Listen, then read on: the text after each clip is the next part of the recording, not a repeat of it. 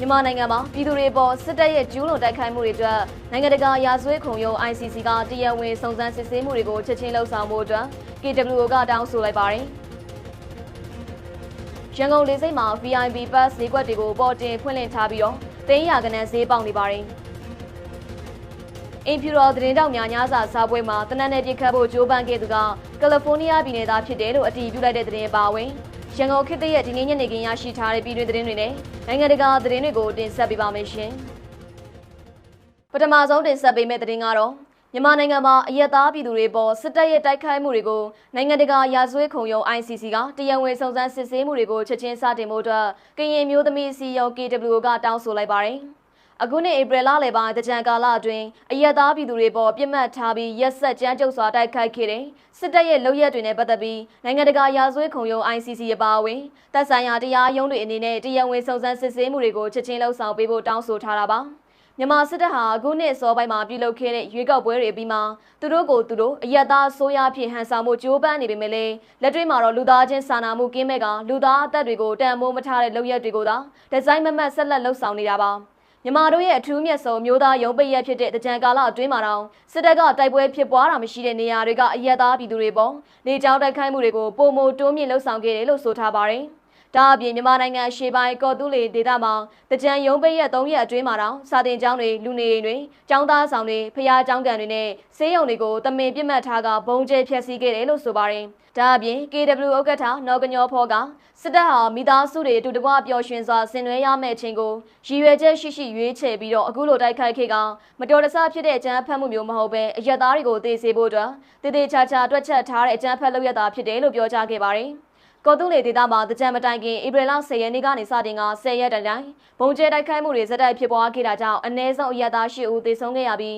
28ယောက်ဒဏ်ရာရရှိခဲ့ရပါတယ်။အဲ့လိုဒဏ်ရာရသူတွေထဲမှာဓာတုပစ္စည်းတွေနဲ့ထိတွေ့ခဲ့ရတာကြောင့်ခန္ဓာကိုယ်မှာမှတ်မိနိုင်စွမ်းမရှိတော့တဲ့အထိပြင်းထန်တဲ့လောင်ကျွမ်းဒဏ်ရာတွေရရှိခဲ့သူတွေလည်းပါဝင်နေတယ်လို့လူနေပေါင်း100ကျော်လည်းပျက်စီးခဲ့ရပါတယ်။အဲ့ဒီပြင်စစ်တပ်ကတိုက်ပွဲမဖြစ်ပွားဘဲလေကြောင်းကနေအချိန်ချင်းပုံကျဲခဲ့တာကြောင့်ဒေသခံတွေအတွက်အရေးပါတဲ့ဈေးတစ်ခုလည်းပျက်စီးသွားခဲ့ရတယ်လို့ဒေပုနုမှာရှိတဲ့ကောလိပ်ကျောင်းနဲ့ယူမီထားမှာရှိတဲ့ဆေးရုံတစ်ခုလည်းပျက်စီးသွားခဲ့ရပါတယ်။ဒါအပြင်စုစုပေါင်းဘုံအလုံးရေ390ကျော်နဲ့ဒရုန်းတိုက်ခိုက်မှု29ကြိမ်အထိအသုံးပြုခဲ့ပြီးဖျားကျောင်း9ကျောင်းစေကန်း4ခုနဲ့စာတင်ကျောင်းဆောင်17ဆောင်ပါဝင်အများပြည်သူဆိုင်ရာအဆောက်22ခုပျက်စီးဆုံးရှုံးခဲ့ရတယ်လို့ဆိုပါတယ်။အဲဒါကြောင့် KWO အနေနဲ့အရက်သားတွေပေါ်တိုက်ခိုက်မှုတွေအတွက် ICC လိုမျိုးတရားရုံးတွေကနေတရားဝင်စုံစမ်းစစ်ဆေးမှုတွေကိုချက်ချင်းစတင်ပေးဖို့စစ်တပ်စီကိုလေရင်စီနဲ့လက်နက်တွေမရောက်ရှိအောင်အပြည့်အဝပိတ်ဆို့အရေးယူပေးဖို့နဲ့နေဆက်ဖြတ်ကျော်ဖွဲ့စည်းတွေကနေတဆင့်အမှန်တကယ်လိုအပ်နေသူတွေစီကိုလူသားချင်းစာနာမှုအကူအညီတွေထိရောက်စွာပေးပို့နိုင်ဖို့နိုင်ငံတကာအတိုင်းဝိုင်းစီကိုအလေးအနက်တောင်းဆိုထားပါတယ်။နိုင်ငံတကာအနေနဲ့အခုလိုချိုးဖောက်မှုတွေကိုရပ်တန့်ဖို့အတွက်စစ်တပ်တာဝန်ရှိသူတွေပါဝင်ကျူးလွန်သူတွေကိုလည်းထိရောက်စွာအရေးယူပေးဖို့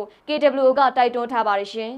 ။ဆက်လက်တင်ဆက်ပေးမယ့်သတင်းကတော့ရန်ကုန်လေဆိပ်မှာ VIP Pass နဲ့ VIP Service ဈေးကွက်တွေပေါ်တင်ဖွင့်လှစ်ထားပြီးဝန်ဆောင်ကဈေးနှုန်းတွေကလည်းသိန်းစေကနန်းကနေရာကနန်းနီးပါးအထိမြင့်တက်လာတယ်လို့ခရီးသည်တွေနဲ့လေကြောင်းလုပ်ငန်းနဲ့ဆက်ဆက်သူတွေစီကနေသိရပါတယ်။ VIP Pass နဲ့ VIP ဝန်ဆောင်မှုတွေကတော့လေဆိပ်အတွင်းလင်းမြစွာဝင်ထွက်နိုင်ဖို့စစ်ဆေးမှုတွေလျော့နေဖို့နဲ့အထူးလမ်းကြောင်းအသုံးပြုခွင့်တွေပါဝင်နေတယ်လို့ဆိုပါတယ်။တချို့ကိစ္စရပ်တွေမှာလည်းပြည်ပထွက်ခွာခွင့်ရဖို့အတွက်စေအုပ်စုထုတ်ပြန်ထားတဲ့စည်းမျဉ်းတွေကိုကြော်လွန်လှုပ်ဆောင်ပေးတာတွေလည်းရှိတယ်လို့သိရပါတယ်။ပြည်ပလုပ်သမားတွေကိုလည်းပြည်ပထွက်ခွင့် VIP Pass နဲ့ VIP ဝန်ဆောင်မှုတွေရယူအောင်ပြောဆိုနေတာတွေလည်းရှိတယ်လို့သိရပါတယ်။ဒါအပြင် OWIC ကရှိပြီးသားထွက်ခွာခွင့်တင်တဲ့သူတွေကိုမချပေးဘဲ VIP ပဲလောက်အောင်တမင်လုပ်နေတာကြောင့်အလဲပြန်တဲ့သူတွေပါအကုန်ဒုက္ခရောက်နေရပြီးတော့ဈေးကလည်းအရန်အမြင့်တွေကခွင့်2လကျော်ပြန်ခွင့်ချမပေးတာကြောင့်36သိန်းပေးခဲ့ရတယ်လို့စင်ကာပူနိုင်ငံကိုခွင့်ပြန်ခီးတဲ့မျိုးသားတအုပ်ကဆိုပါတယ်။အဲ့ဒီပြင် VIP Pass နဲ့ VIP ဝန်ဆောင်မှုလုပ်ငန်းတွေကိုစေအုပ်စုတာဝန်ရှိသူတွေကလည်းထိရောက်တဲ့ထိန်းချုပ်မှုမရှိသေးဘူးလို့သူကပြောပါတယ်။ဒါအပြင်အရင်ကတော့30ကျော်လောက်နဲ့ရနိုင်တဲ့ VIP Service တွေက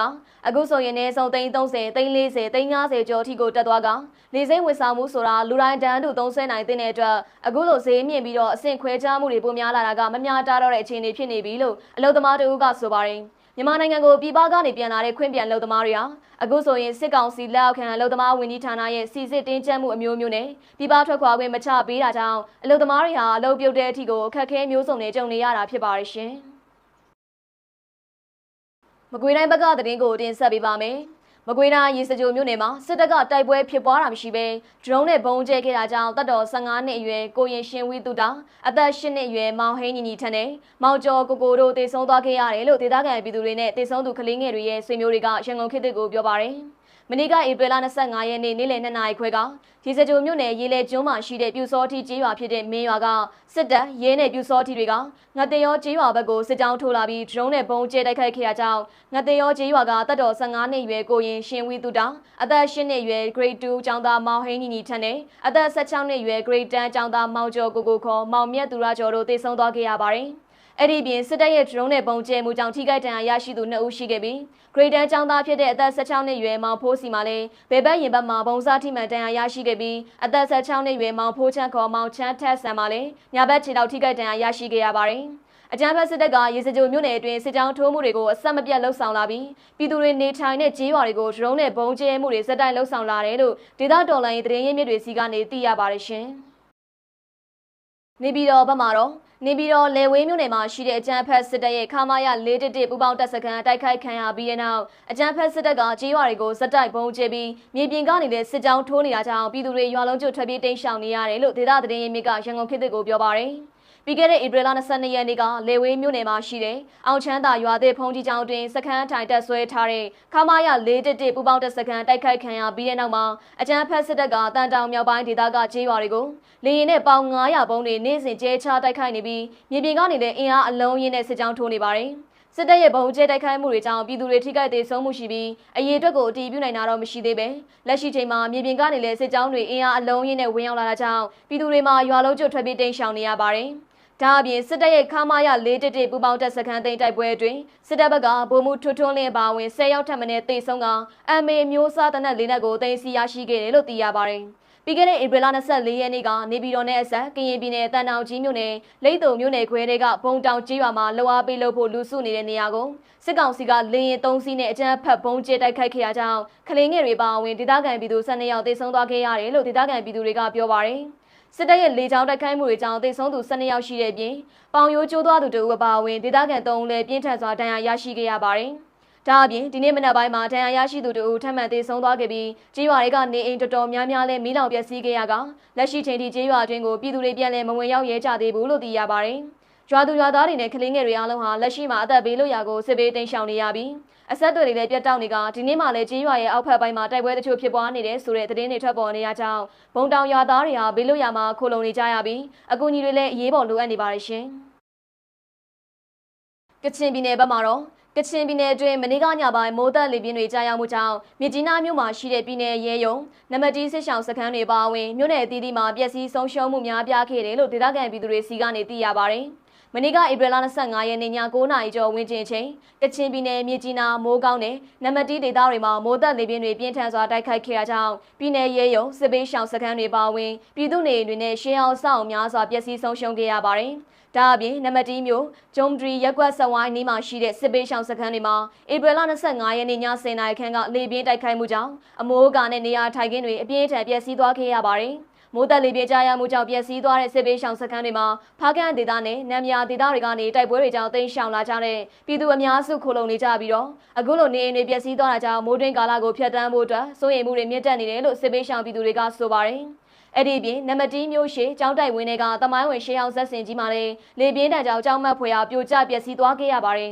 ။ဒါအပြင်မိုးကောင်းမြို့ထဲမှာလည်းလေပြင်းကြောင့်တစ်ပင်ချင်းငယ်တွေပြိုလဲတာနေအိမ်တွေတို့အမိုးလန်တာနဲ့ခြံစည်းရိုးတွေပြိုကျတာတွေကြောင့်အပျက်စီးများပြားခဲ့တဲ့ပြင်မြစ်ကြီးနားမြို့မှာလည်းရဲတပ်ဖွဲ့ရုံအဆောက်အုံတွေပါဝင်ပြည်တော်စုလမ်းမကြီးတစ်လျှောက်ကနံပါတ်1မယန်းနဲ့အနီးနားကျေးရွာတွေကနေများစွာထိခိုက်ပျက်စီးခဲ့ရပါတယ်။လက်ရှိမှာပျက်စီးဆုံးရှုံးမှုစည်ရင်းတွေကိုဆက်လက်ပြုစုနေဆဲဖြစ်ပြီးအမိုးကမဲသွားတဲ့စစ်ပေးရှောင်တွေနဲ့ပြည်သူတွေအတွက်အရေးပေါ်အကူအညီတွေလိုအပ်နေတယ်လို့ပျက်စီးသွားတဲ့နေအိမ်တွေနဲ့စစ်ပေးရှောင်စခန်းတွေကိုအများဆုံးပြန်လည်ပြုပြင်နိုင်ဖို့လိုအပ်တဲ့ထောက်ပံ့မှုတွေပေးရနိုင်ဖို့ကိုလည်းဒေသခံတွေကမျှော်လင့်နေကြပါတယ်ရှင်။ဆက်လက်ပြပြပေးမယ့်သတင်းကတော့စစ်တပ်ထိန်းချုပ်ထားတဲ့လာရှိုးမြို့မှာကားဝယ်ခြင်းအောင်ဆောင်ပြီးတော့ကားပိုင်ရှင်ကိုအနီးကပ်တနက်နဲ့ပြစ်တက်ခါကားလူရက်သွားမှုကျူးလွန်သူတွေကိုမဖမ်းမိသေးဘူးလို့လာရှိုးဒေသခံပြည်သူတွေရဲ့ပြောဆိုချက်နဲ့ကားပိုင်ရှင်ရဲ့ညီဖြစ်သူလူမှုကွန်ရက်ကနေတဆင့်ထုတ်ဖော်ရေးသားချက်တွေရသိရပါတယ်။ပြီးခဲ့တဲ့ဧပြီလ21ရက်နေ့ကရှမ်းပြည်နယ်မြောက်ပိုင်းလာရှိုးမြို့မှာကားဝယ်ယူဖို့ချိန်ဆိုကကားအဝယ်ရောင်းလုပ်ကိုင်သူကားပိုင်ရှင်ကိုစန်းအောင်ကိုတနက်နဲ့အနီးကပ်ပြစ်တက်ပြီးကားလူရက်သွားခဲ့တာပါ။ ကားဝယ်ရောက်လောက်ကင်သူကားပိုင်ရှင်ကိုစန်းအောင်က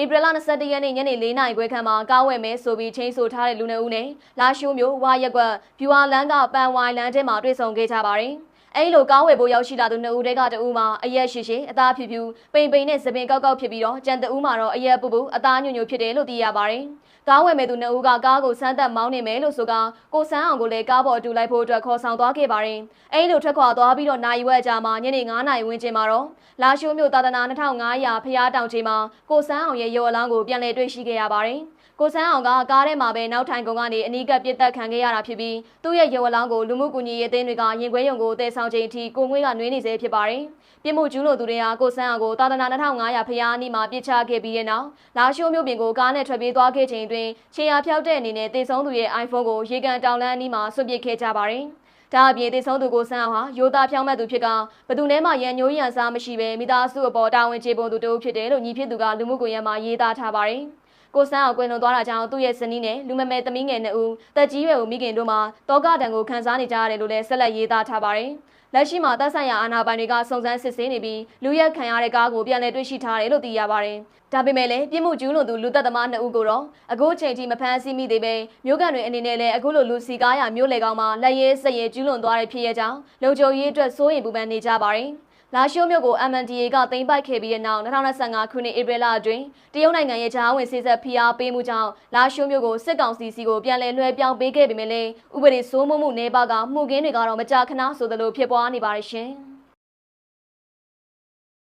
အေယာဝတီတိုင်းဘက်ကိုကြည့်အောင်ပါ။အေယာဝတီတိုင်းတနုဖြူမြို့မှာရှိတဲ့မြို့မဈေးမှာဧပြီလ26ရက်နေ့မနက်ပိုင်းကမီးလောင်မှုကြီးတစ်ခုဖြစ်ပွားခဲ့တယ်လို့ဒေသခံတွေစီကနေသိရပါတယ်။မီးလောင်မှုကမနက်6နာရီခွဲခန့်မှာစတင်ဖြစ်ပွားခဲ့ပြီးမီးအားပြင်းထန်မှုကြောင့်အနီးပတ်ဝန်းကျင်မှာရှိတဲ့ဆိုင်ကန်းတွေကိုပြန့်နှံ့သွားခဲ့တယ်လို့သိရပါတယ်။မီးလောင်မှုကိုအေယာဝတီတိုင်းအတွင်းကမီးတပ်က14စီးနဲ့အရေးပေါ်ငြိမ်းသက်ခဲ့ပြီးမနက်9နာရီခန့်မှာတော့မီးထိန်းလိုက်နိုင်ခဲ့တယ်လို့သိရပါတယ်။ဒီဖြစ်စဉ်နဲ့ပတ်သက်ပြီးဘယ်ကဘလို့စလောင်လဲဆိုတာကိုမသိရသေးဘူးလို့ဒေသခံအမျိုးသားတအုပ်ကဆိုပါတယ်။လက်ရှိချိန်မှာမီးလောင်မှုကြောင့်ထိခိုက်ပျက်စီးမှုအခြေအနေတွေနဲ့မီးလောင်ရတဲ့အကြောင်းရင်းတွေကိုတာဝန်ရှိသူတွေကဆက်လက်စုံစမ်းစစ်ဆေးနေတယ်လို့လည်းသိရပါတယ်ရှင်။နိုင်ငံတကာသတင်းတွေကိုတင်ဆက်ပေးပါမယ်။အမေရိကန်ပြည်ထောင်စုဝါရှင်တန် DC မှာစနေနေ့ညကကျင်းပခဲ့တဲ့သမ္မတအိမ်တော်သတင်းတောက်များအဖွဲ့ညစာစားပွဲမှာလုံခြုံရေးဂိတ်ကိုအသင်းဝင်ရောက်ပြီးလျှို့ဝှက်ဝန်ဆောင်မှုတပ်ဖွဲ့ကိုတနက်နေ့ပြစ်ခတ်ခဲ့သူဟာတောင်ပိုင်းကယ်လီဖိုးနီးယားသားတဦးဖြစ်တယ်လို့ ABC News ကအတည်ပြုဖော်ပြလိုက်ပါတယ်။ဖန်စီရမိထားတဲ့တန်တရားရှိသူဟာအသက်32နှစ်အရွယ်ရှိတဲ့ခိုးဝေါ်လန်ဖြစ်ပြီးတော့သူဟာကယ်လီဖိုးနီးယားပြည်နယ်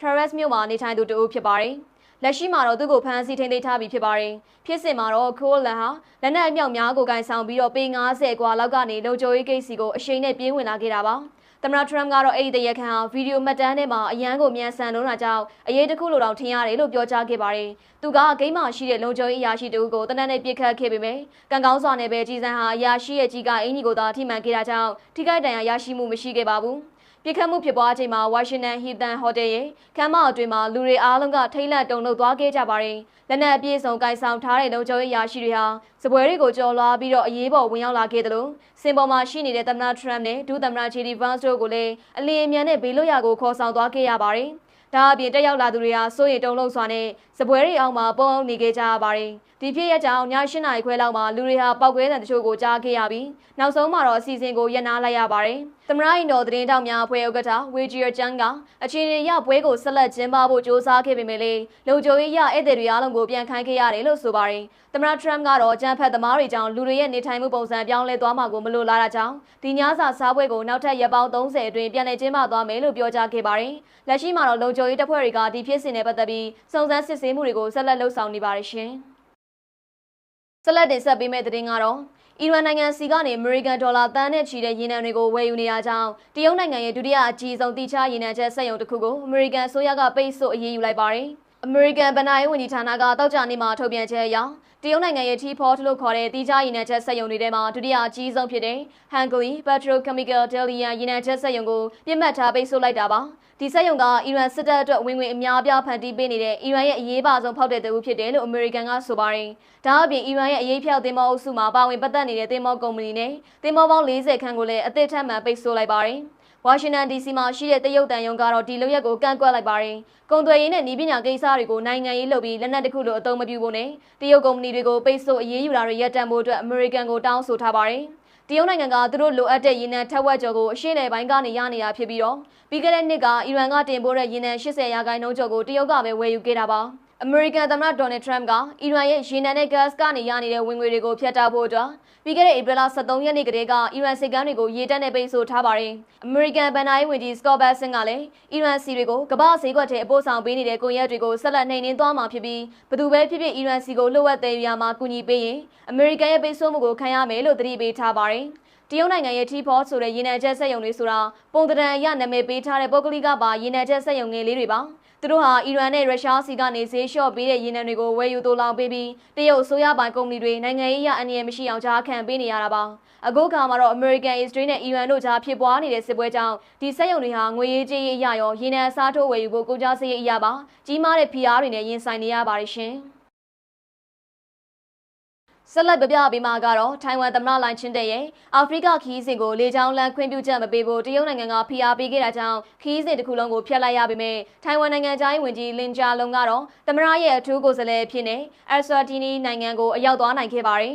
ထိုင်ဝမ်သမ္မတစီမဲလင်းကိုသူတို့ပိုင်နယ်ထဲဖျက်မမောင်းဖို့ဆီလ်ရှယ်မော်ရီရှားနဲ့မာဒါဂတ်စတာနိုင်ငံ၃ခုကခွင့်ပြုချက်တွေကိုရုတ်တရက်ကြီးပန်ပယ်ဖျက်လိုက်တာပါထိုင်ဝမ်သမ္မတစီမဲလင်းကိုသူတို့ပိုင်နယ်ထဲဖျက်မမောင်းဖို့အတွက်ဆီလ်ရှယ်မော်ရီရှားနဲ့မာဒါဂတ်စတာနိုင်ငံ၃ခုကခွင့်ပြုချက်တွေကိုရုတ်တရက်ကြီးပြန်ပြီးပယ်ဖျက်လိုက်တာပါဒါကထိုင်ဝမ်ရဲ့နိုင်ငံတကာဆက်ဆံရေးကိုပိတ်ဆို့ဖို့အတွက်တရုတ်ကအနောက်ကနေဖိအားပေးခိုင်းတာလို့ထိုင်ဝမ်ဘက်ကဆွဆွဲထားပါတယ်လေကြောင်းလမ်းပိတ်ဆို့ခံရတာကြောင့်ထိုင်ဝမ်သမ္မတတဦးရဲ့ပြည်ပခီးစဉ်တစ်ခုလုံးဖျက်လိုက်ရတာကအခုကပထမဆုံးအချိန်ပဲဖြစ်ပါတယ်ဒီလိုတားဆီးတွေရှိနေပေမဲ့ဝန်ကြီးလင်ဂျာလုံကတော့ကိုပိုင်ချမ်းလျင်နဲ့စနေနေ့ညမှာပဲအက်ဆွာတီနီကိုရောက်သွားပါတယ်သူက Facebook မှာလည်းထိုင်ဝမ်ဟာအာဏာရှင်တွေရဲ့ဟန်တာမှုကြောင့်နောက်တွန့်သွားမှာမဟုတ်ဘူးလို့ရေးသားခဲ့တယ်လို့ထိုင်ဝမ်နဲ့အက်ဆွာတီနီတို့ရဲ့ချစ်ကြည်ရေးကအကွာအဝေးကိုကျော်လွှားနိုင်တယ်လို့ပြောခဲ့ပါတယ်သမ္မတလိုင်ချင်းတွေကလည်းအက်ဆွာတီနီဘီရင်ရဲ့နန်းတက်40ပြည့်ပွဲအတွက်ဗီဒီယိုကနေတစ်စင်းနှုတ်ခွန်းဆက်စကားပေးပို့ခဲ့ပါတယ်သူကထိုင်ဝမ်ဟာအချုပ်အခြာအာဏာပိုင်တဲ့နိုင်ငံဖြစ်ပြီးတော့နိုင်ငံတကာနဲ့ဆက်ဆံပိုင်ခွင့်ရှိတယ်လို့အပြင်ကဖိအားတွေများလေထိုင်ဝမ်ပြည်သူတွေရဲ့တတိနဲ့စိတ်ဓာတ်ကပို့ပြီးတော့ကိုခိုင်မာလာလေပဲလို့အင်္ဂလိပ်လိုထည့်သွင်းပြောကြားခဲ့ပါတယ်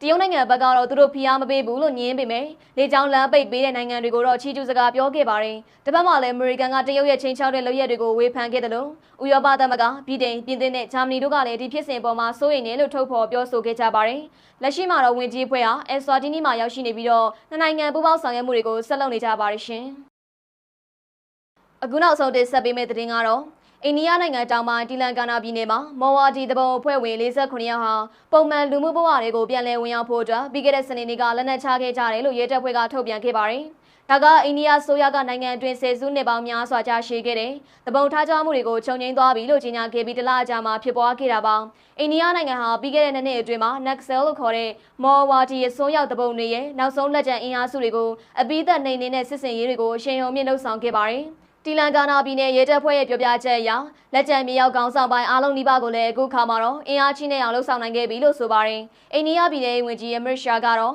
ပြီးခဲ့တဲ့မတ်လ30ရက်နေ့မှာတွင်အိန္ဒိယနိုင်ငံဟာ Naxal တဘုံတွေရဲ့ဘေးရန်ကနေကင်းစင်သွားပြီလို့တရားဝင်ကြေညာခဲ့ပါတယ်။1968ခုနှစ်ကစတင်ခဲ့တဲ့ဒီပဋိပက္ခအတွင်းမှာတဘုံတွေစစ်သားတွေနဲ့အရက်သားပြည်သူစုစုပေါင်း12000ကျော်သေဆုံးခဲ့ရပါတယ်။2000ပြည့်နှစ်တွေလောက်မှာဒီတဘုံအဖွဲ့ဟာအင်အား15000ကနေ2000အထိကိုရှိခဲ့ပြီးတော့နိုင်ငံအနှံ့မှာကြီးစိုးခဲ့ပေမဲ့မကြသေးခင်နှစ်တွေအတွင်းမှာတော့အစိုးရရဲ့နှိမ်နင်းမှုတွေကြောင့်အင်အားကတိတိတသာကိုညှော်နှဲသွားခဲ့တာပါလက်ရှိမှာတော့ရဲတပ်ဖွဲ့ကကြံရှိနေသေးတဲ့အဖွဲ့ဝင်တွေကိုလည်းလက်နက်ချဖို့တိုက်တွန်းထားပါတယ်လက်နက်ချလာတဲ့တဘုံတွေကိုတော့အစိုးရကအရက်သားဖြစ်အတိမတ်ပြုပေးမှာဖြစ်ပြီးတော့တမွေးဝမ်းကျောင်းတင်နန်းတွေနဲ့ပြန်လည်ထူထောင်ရေးစီစဉ်တွေမှာထည့်သွင်းပေးသွားမှာပါအခုလက်နက်ချလာတဲ့တပုံ49ယောက်ကိုလည်းပြန်လည်ထူထောင်ရေးအတွက်တအုပ်ကိုအမေရိကန်ဒေါ်လာ3400ခန့်စီစုစုပေါင်းဒေါ်လာ3,59,000ထောက်ပံ့သွားမယ်လို့သိရပါတယ်။ဒါပေမဲ့လည်းတပုံတွေကတောသွင်းလမ်းတွေမှာထောင်ထားခဲ့တဲ့လက်လုံမိုင်းရာပေါင်းများစွာကိုပြန်လည်ရှင်းလင်းဖို့ကတော့စိန်ခေါ်မှုတစ်ခုအနေနဲ့ကြန့်ရှိနေပါသေးတယ်။မော်ဝါဒီတပုံတွေကအရင်ကတော့အိန္ဒိယလယ်ပိုင်းတယံဇာတကျေဝါတဲ့တောတောင်တွေထဲမှာနေထိုင်ကြတယ်။လူနည်းစုဌာနေတိုင်းရင်းသားတွေရဲ့ခွင့်ရေးအတွက်တိုက်ပွဲဝင်နေတာလို့အကြောင်းပြခဲ့ကြတာဖြစ်ပါတယ်ရှင်။ဒါကတော့ရန်ကုန်ခေတ်ရဲ့ဒီနေ့ညနေခင်းရရှိထားတဲ့ပြည်တွင်းသတင်းတွေနဲ့နိုင်ငံတကာသတင်းတွေကိုတင်ဆက်ပေးခဲ့တာပါကြည့်ရှုပေးခဲ့ကြတဲ့အတွက်ကျေးဇူးတင်ပါတယ်ရှင်